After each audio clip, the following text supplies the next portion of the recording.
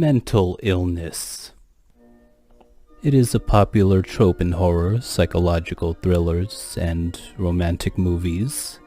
For anyone who isn't too educated on the matter, it's not all about being a psychopath or a patient in an asylum. In fact, there is a wide range of illnesses: behavioral disorders, personality disorders, mood disorders. And true, all of it can be detrimental, but they are manageable through the proper treatment. It is well known that there is a very long list of celebrities, historical figures, and genius minds who suffer or have suffered from some form of mental disorder. For it does take some level of lunacy to be able to create people, worlds, things, and new ideas from literally out of the void of nothingness. But right now, I would just like to take a moment to discuss something personal with whomever may be watching out there. But I found out a few days ago that I actually have a Jello snack. And I would like to take a personal moment to consume this Jello snack. So if you'll excuse me.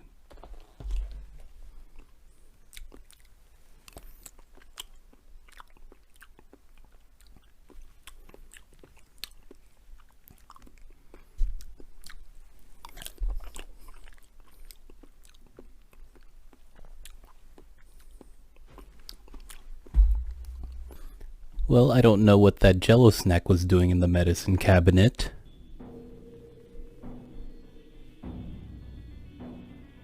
Uh-oh.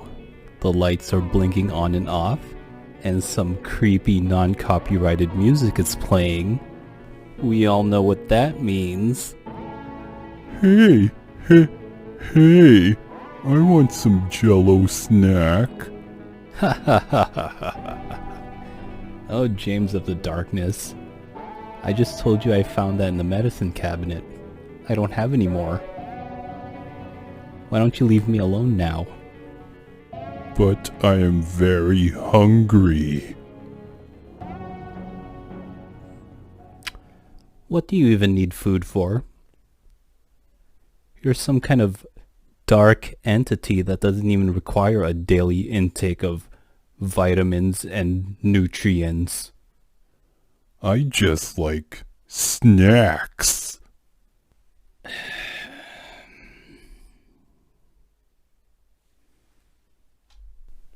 Mental illness. Snacks.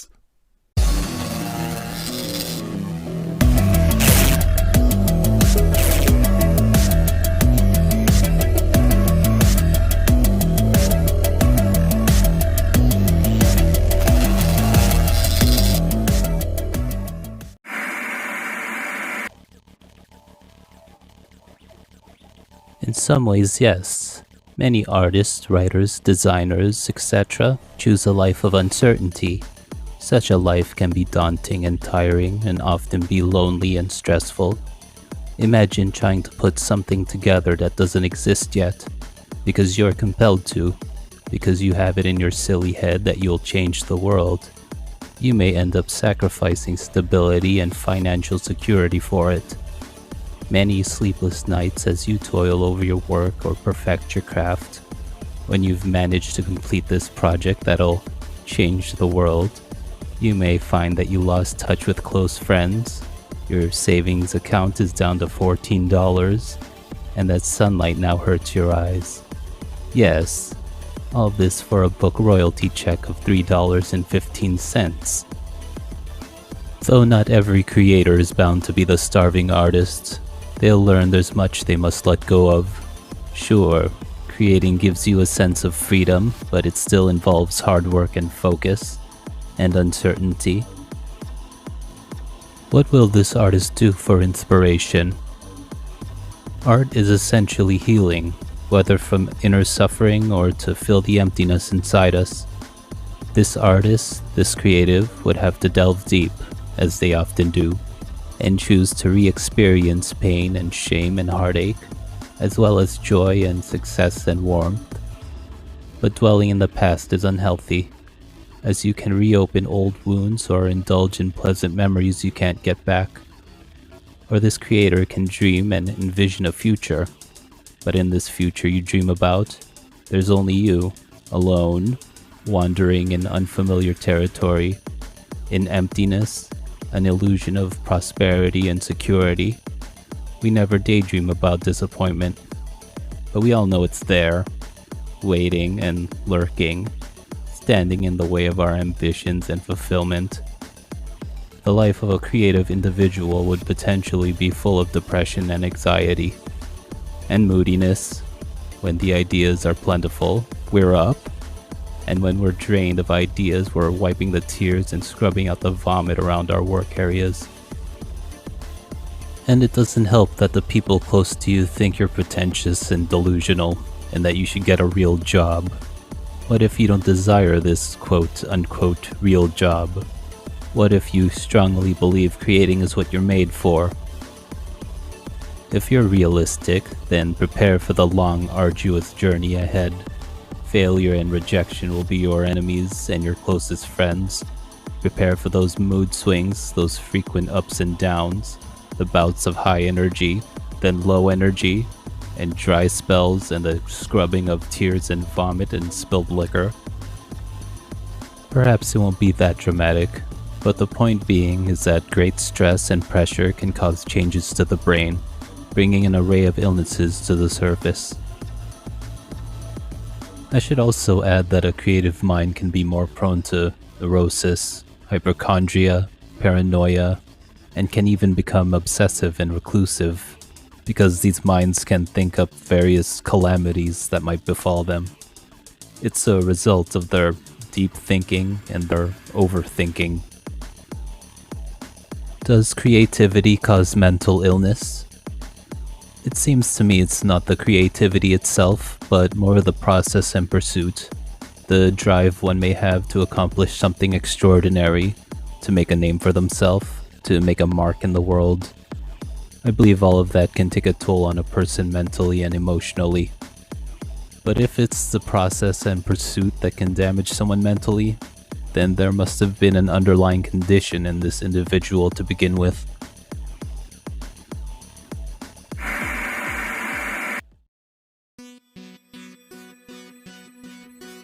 Creativity might be a result of taking on the positive traits of a particular illness.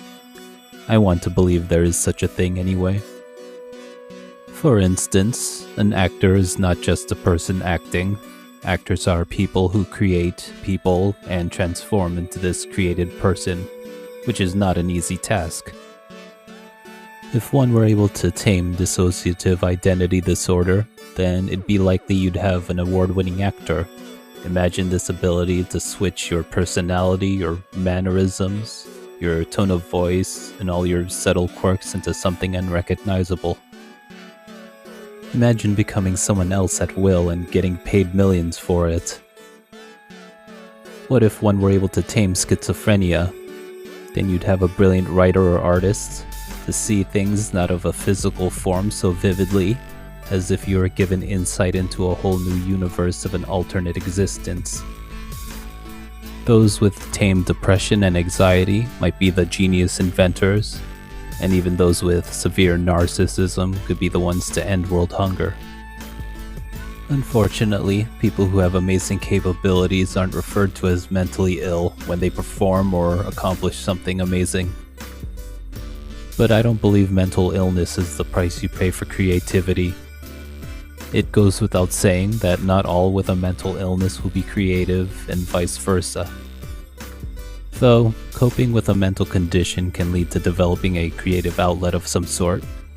Therapeutic activities like writing in a journal, doodling, knitting, dancing, and singing are all healthier and more productive forms of escapism.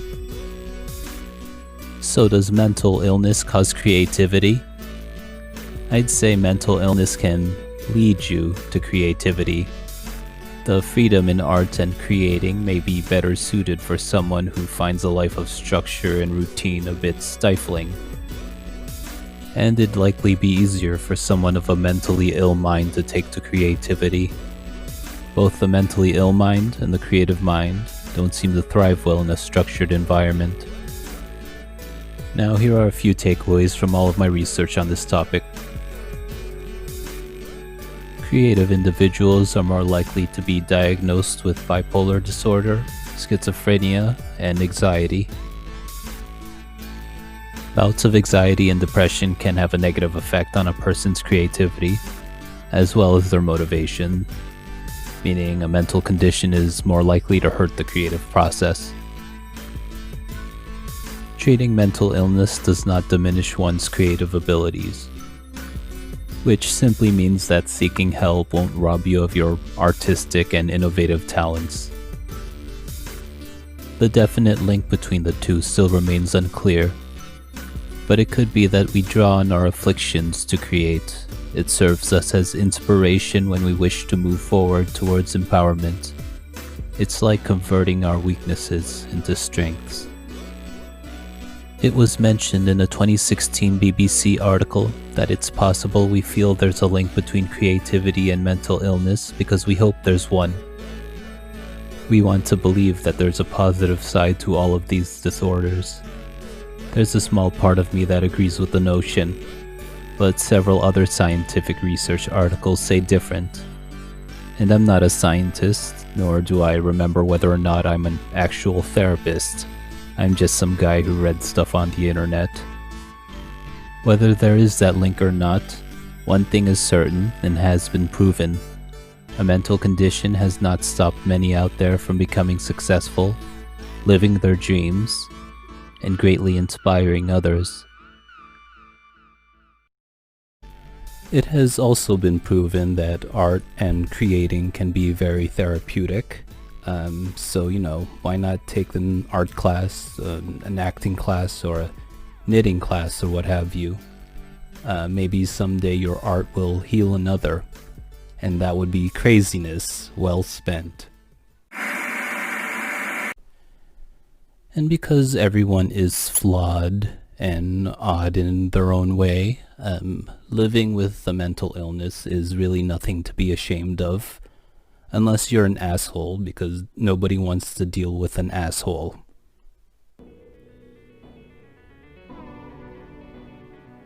Well, speaking of assholes, James of the Darkness, was there something you wanted to add?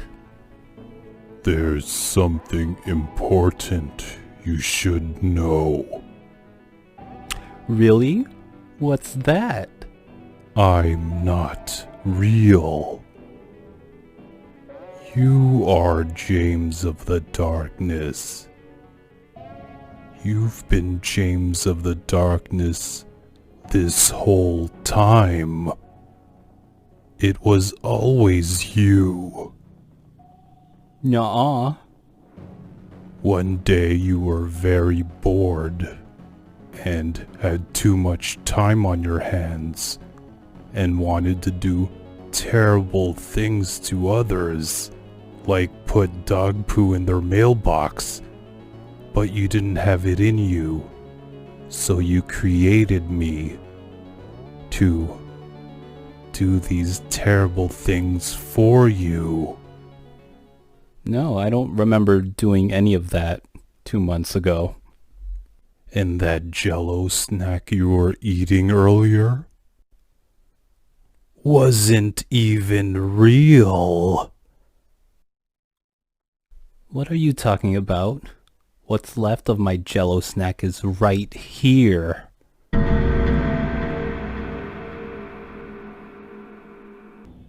This all must end now, before it's too late. You're always talking such pointless nonsense. Oh, I want Jell-O snack. I don't even have internal organs. I want Jell-O snack. Just shut up, James of the Darkness. Okay.